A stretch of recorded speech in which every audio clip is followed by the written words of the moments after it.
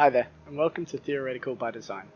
Today we'll be exploring the concept of no-fly zones within Star Citizen, how they currently work, alternatives, and my current belief of what would be the best plan for no-fly zones moving forward.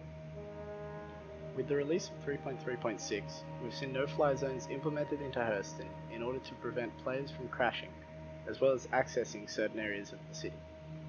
All of this fits well within the lore of the game, as you wouldn't want to be walking down the street and have a spaceship come flying out of the sky and kill you. But is there room for improvements? Well, of course there is. This is only the first iteration, but where will CIG take this next? Currently, the no-fly zones are acting as kill boxes. Players are warned of their location, and if they choose to continue into them, they die and their ship is destroyed. As far as where CIG are looking to take the no-fly zones in the immediate future, we've received one response to a Reddit post titled, "Eventually, no-fly zones should trigger autopilot, not instant death." The response from D. Colson CIG said, "Having autopilot guide you away from the no-fly zone is something that the new flight model can do that was difficult to do previously. So yes, this will come in future with the new flight model." Now that we've got a grasp of the current state and where CIG want to take it, short term at least, let's explore one of the alternatives. We know that CIG are in the process of, or may have already completed, tight-fitting shields for the ship shield systems. So this alternative will be incorporating this style of shielding in order to benefit the city's no-fly zones.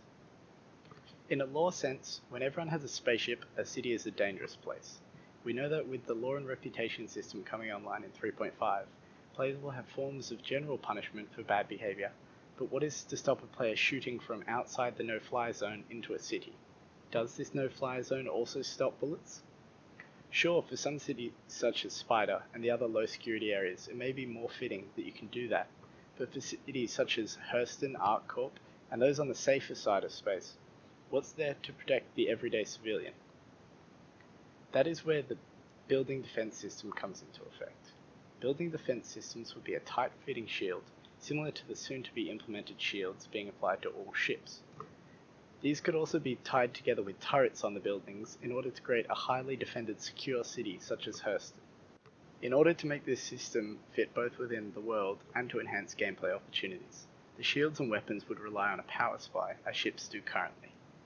Just one of the many opportunities this would present would be an organization has set up their base on a planet, but a rival organization plans to take them down, and so they have two options: send in a spy to take down the shields, or brute force the shields and let the enemy know.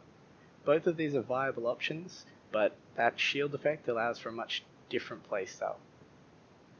The benefits of everyday flight are heavily apparent, as flying in a city would become similar to that of flying currently found within the races, where you're able to see all the minute details that you can otherwise not see due to the new fly zones putting distance between yourself and the ground. The potential downsides of this system would be players hovering over civilians and other such silly behaviors that could break immersion, but when leveraged against the current version of shields, my personal belief is that we'd see a large amount more good come out of the building defense system than the shields that we currently have. That's all for today's theoretical design. Be sure to let me know what you think in the comments below. Should CIG take it in this direction? Do you have a different idea as to how it could be done? Have I missed some information that has alluded to a different style that CIG is already working towards? Thanks for watching, and I'll see you at Spider.